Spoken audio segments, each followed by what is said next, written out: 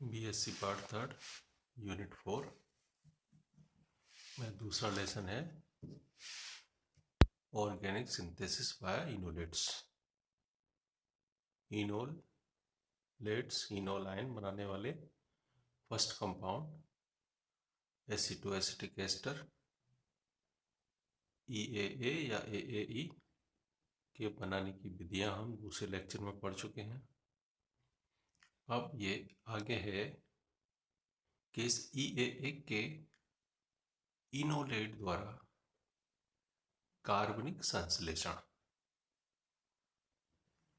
ये जितने भी ई लेक्चर हैं सारे एक दूसरे से रिलेटेड हैं।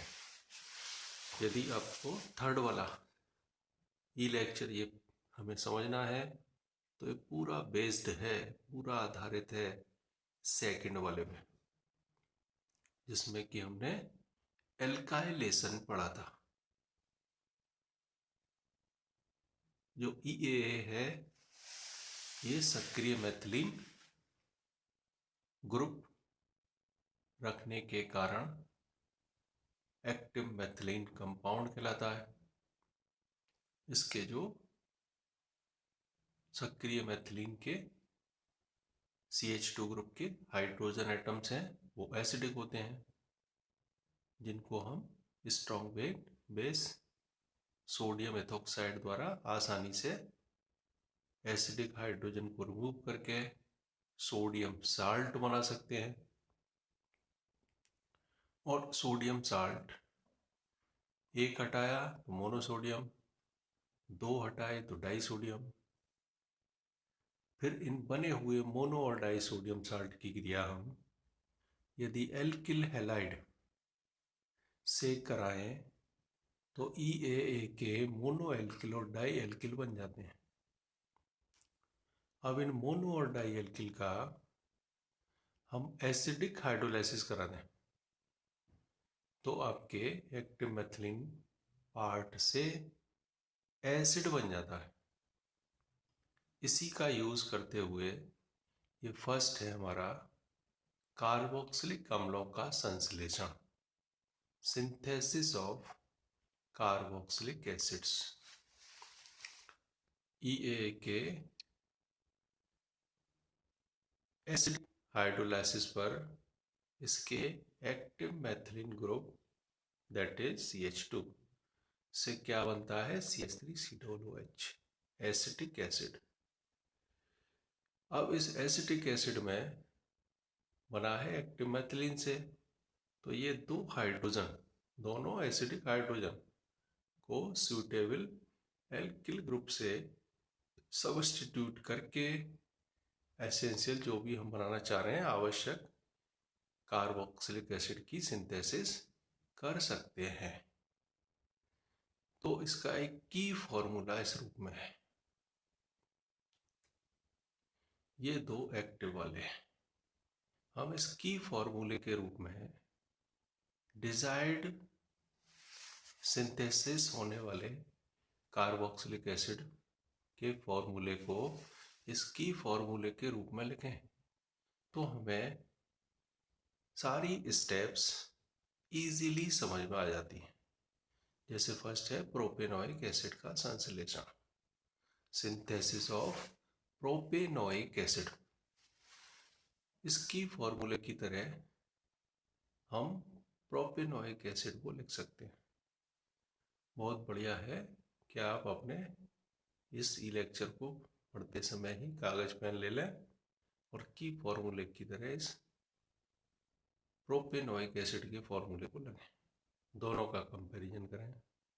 तो कंपैरिजन में हमें क्या दिख रहा है कि इस H की जगह यहाँ CH3 दिख रहा है, और इससे ही हमें सारी स्टेप्स समझ में आ जाएंगी कि एक H हटाना है हमें एसिटोएसिटिक एस्टर का, तो वो कैसे हट सकता है, इसका मोनोसोडियम साल्ट बना लें। C2H वो N से रिएक्ट करेंगे, मोनोसोडियम साल्ट बन जाएगा। एक H जब रिमूव कर चुके, सोडियम साल्ट बना चुके मोनोसोडियम, तो अब उसकी जगह कौन सा ग्रुप लाना है CH3, यानी कि मोनोसोडियम साल्ट की रिएक्शन यदि हम CH3I से करा दें तो आपके H हट के CH3 आ जाएगा। और अब इसकी हम एसिडिक हाइड्रोलाइसिस करें, एल्कोहलिक KOH द्वारा 2 वाटर के मॉलिक्यूल काम में आते हैं, तो ये क्या बन जाएगा, आपके बीच वाले एक्टिव मैथिलीन पार्ट से प्रोपेनोइक एसिड। तो इस तरह से बहुत ही आसानी से हमें ये रिएक्शंस याद हो जाती है, हम इन्हें कर पाते हैं विद द हेल्प ऑफ की फॉर्मूला। अब यदि ये ब्यूटेनोइक एसिड बनाना है तो ब्यूटेनोइक एसिड का फॉर्मूला भी हम की फॉर्मूले की तरह लिख लें। लिखने के बाद कंपैरिजन करें तो क्या दिख रहा है कि एक H की जगह C2H5 आ रहा है, यानी कि हम क्या करेंगे, सोडियम साल्ट ही बनाएंगे, तो एक H हट जाएगा। अब यहाँ H की जगह क्या लेके आना है, एल्किल ग्रुप C2H5, यानी इस मोनोसोडियम साल्ट की रिएक्शन हम किससे कराएंगे, C2H5I से। तो यहाँ H की जगह क्या आ गया, C2H5। और फिर अब एसिडिक हाइड्रोलाइसिस करा दें तो देन हमें क्या मिल जाएगा, ब्यूटेनोइक एसिड।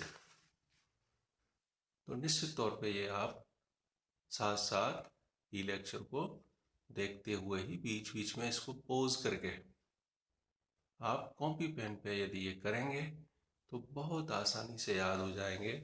और एग्ज़ाम में भी क्वेश्चन इसी तरह से आता है कि आप EA से फॉलोइंग को कैसे प्रिपेयर करोगे, कर सकते हो इजीली।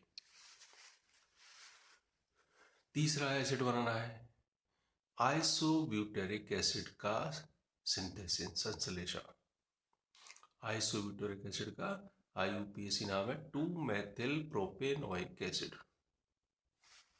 ये हमने आइसोब्यूटेरिक एसिड का फॉर्मूला लिखा, की फॉर्मूले के अकॉर्डिंग कंपैरिजन करें, दिख रहा है कि 2H इस बनने वाले सिंथेसाइज होने वाले आइसोब्यूटेरिक एसिड में नहीं है, यानी कि हमें डाई सोडियम साल्ट बनाना पड़ेगा। और H की जगह कौन से 2 ग्रुप लाने पड़ेंगे, मेथाइल ग्रुप लाने पड़ेंगे, यानी कि डाई सोडियम साल्ट बना के 2 मोल CH3I से रिएक्शन करा दें तो हमें ब्यूटेनोइक एसिड का डाई मिथाइल डेरिवेटिव प्राप्त हो जाएगा। और डाई मिथाइल का यदि हम एसिडिक हाइड्रोलाइसिस कर दें तो इजीली आइसोब्यूटेनोइक एसिड मिल जाएगा। यही रिएक्शंस हमें यहाँ पे भी दिख रही हैं। 2H नहीं है, यानी कि इसका डाई सोडियम साल्ट बनाया, यहाँ हमने सिंगल सिंगल करके कर रखा है। पहले में मोनोसोडियम मेथिल मोनोमेथिल, फिर ये दूसरा H हटाया, ये और ये। चौथा हमारा बनने वाला सिंथेसाइज होने वाला एसिड है एक्टिव वैलेरिक एसिड, सक्रिय वैलेरिक अम्ल, या एथिल मैथिल एसिटिक एसिड, या 2 मेथिल ब्यूटेनोइक एसिड का संश्लेषण। यहाँ ये फॉर्मूला हमारा सक्रिय वैलेरिक एसिड का, कई नाम है इसके, या एथिल मैथिल एसिटिक एसिड का, या 2 मेथिल ब्यूटेनोइक एसिड का, की फॉर्मूले से इसका कंपैरिजन करें तो इसमें दिखाए कि दोनों H नहीं है इस सक्रिय वैलेरिक एसिड में, तो देन हम क्या करेंगे, डाई सोडियम साल्ट, दोनों हाइड्रोजन एटम एसिटोएसिटिक एस्टर के हटाएंगे। अब इसमें एक H की जगह C2H5 लाना है, दूसरे की जगह CH3 लाना है, यानी कि एक बार एथिल आयोडाइड की रिएक्शन कराएंगे, दूसरी बार मेथिल आयोडाइड की रिएक्शन कराएंगे। तो बड़े ग्रुप को जनरली हम पहले ले आते हैं। ये यहाँ इसका C2H5ONA से रिएक्शन कराई, मोनोसोडियम साल्ट बन जाएगा। फिर नंबर सेकंड, मोनोसोडियम साल्ट की रिएक्शन C2H5Br से कराई तो ये H रिप्लेस होकर C2H5 आ गया। फिर अगेन ये दूसरा H भी हटाना है, यानी फिर मोनोसोडियम साल्ट बनाएंगे, एंड देन ग्रुप कौन सा लाना है, CH3, तो CH3I से रिएक्ट करा देंगे, तो ये CH3 ग्रुप आ गया। एंड देन एल्कलाइन KOH द्वारा एसिडिक हाइड्रोलाइसिस कराने पर इस बीच के पार्ट से क्या बन जाएगा? Active valeric acid.